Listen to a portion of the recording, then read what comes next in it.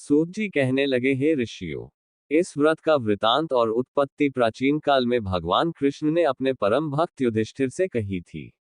वही मैं तुमसे कहता हूं। एक समय युधिष्ठिर ने भगवान से पूछा था कि एकादशी व्रत किस विधि से किया जाता है और उसका क्या फल प्राप्त होता है। उपवास के दिन जो क्रिया की जाती है आप कृपा करके मुझसे कहिए।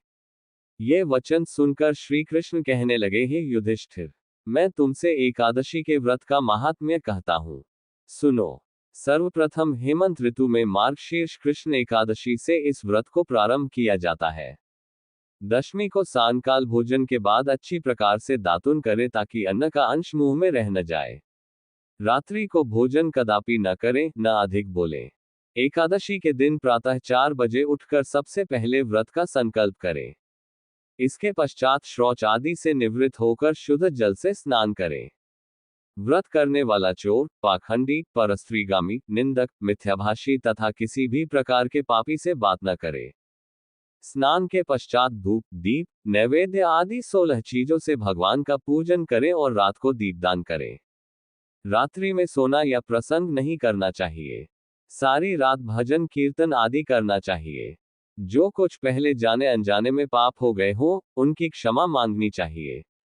धर्मात्मा पुरुषों को कृष्ण और शुक्ल दोनों पक्षों की एकादशियों को समान समझना चाहिए। जो मनुष्य ऊपर लिखी विधि के अनुसार एकादशी का व्रत करते हैं, उन्हें शंखोद्धार तीर्थ में स्नान करके भगवान के दर्शन करने से जो फल प्राप्त होता है, वह एकादशी व्रत के 16वें भाग के भी समान नहीं है। व्यतिपात के दिन दान देने का 1,00,000 गुना फल होता है। संक्रांति से 4,00,000 गुना तथा सूर्य चंद्र ग्रहण में स्नान दान से जो पुण्य प्राप्त होता है, वही पुण्य एकादशी के दिन व्रत करने से मिलता है।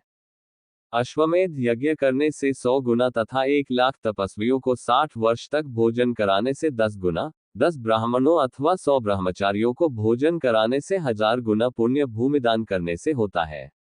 उससे 1000 गुना पुण्य कन्यादान से प्राप्त होता है। इससे भी 10 गुना पुण्य विद्यादान करने से होता है।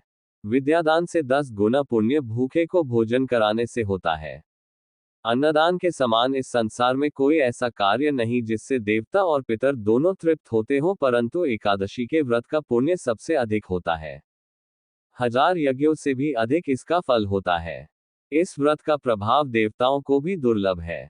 रात्रि को भोजन करने वाले को उपवास का आधा फल मिलता है और दिन में एक बार भोजन करने वाले को भी आधा ही फल प्राप्त होता है।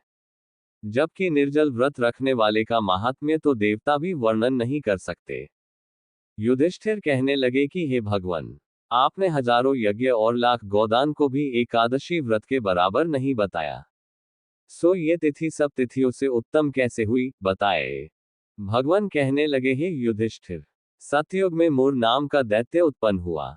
वह बड़ा बलवान और भयानक था। उस प्रचंड दैत्य ने इंद्र, आदित्य, वसु, वायु, अग्नि आदि सभी देवताओं को पराजित करके भगा दिया। तब इंद्र सहित सभी देवताओं ने भयभीत होकर भगवान शिव से सारा वृतांत कहा और बोले, हे कैलाशपति, मूर दैत्य से भयभीत होकर सब देवता मृत्यु लोक में फिर रहे हैं। तब भगवान शिव ने कहा, हे देवताओं, तीनों लोकों के स्वामी, भक्तों के दुखों का नाश करने वाले भगवान विष्णु की शरण में जाओ। वे ही तुम्हारे दुखों को दूर कर सकते हैं। शिवजी के ऐसे वचन सुनकर सभी देवता क्षीर सागर में पहुंचे। वहां भगवान को शयन करते देख हाथ जोड़कर उनकी स्तुति करने लगी कि हे देवताओं द्वारा स्तुति करने योग्य प्रभु, आपको बारंबार नमस्कार है। देवताओं की रक्षा करने वाले मधुसूदन, आपको नमस्कार है। आप हमारी रक्षा करें। दैत्यों से भयभीत होकर हम सब आपकी शरण में आए हैं। आप इस संसार के कर्ता, माता पिता, उत्पत्ति और पालन करता और संहार करने वाले हैं। सबको शांति प्रदान करने वाले हैं। आकाश और पाताल भी आप ही हैं। सबके पितामह ब्रह्मा, सूर्य, चंद्र, अग्नि, सामग्री, होम, आहुति, मंत्र, तंत्र, जप, यजमान, यज्ञ, कर्म, कर्ता, भोक्ता भी आप ही हैं। आप सर्वव्यापक हैं। आपके सिवा तीनों लोकों में चर तथा अचर कुछ भी नहीं है।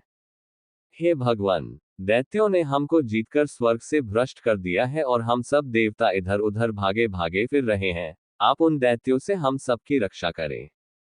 इंद्र के ऐसे वचन सुनकर भगवान विष्णु कहने लगे कि हे इंद्र, ऐसा मायावी दैत्य कौन है जिसने सब देवताओं को जीत लिया है? उसका नाम क्या है? उसमें कितना बल है और किसके आश्रय में है तथा उसका स्थान कहाँ है? ये सब मुझसे कहो। भगवान के ऐसे वचन सुनकर इंद्र बोले, भगवान, प्राचीन समय में एक नारीजंग नामक राक्षस था। उसके महापराक्रमी और लोकविख्यात मुर नाम का एक पुत्र हुआ। उसकी चंद्रावती नाम की नगरी है। उसी ने सब देवताओं को स्वर्ग से निकालकर वहां अपना अधिकार जमा लिया है। उसने इंद्र, अग्नि, वरुण, यम, वायु, ईश, चंद्रमा, नैऋत आदि सबके स्थान पर अधिकार कर लिया है। सूर्य बनकर स्वयं ही प्रकाश करता है, स्वयं ही मेघ बन बैठा है और सबसे अजेय है। हे असुर निकंदन, उस दुष्ट को मारकर देवताओं को अजेय बनाए।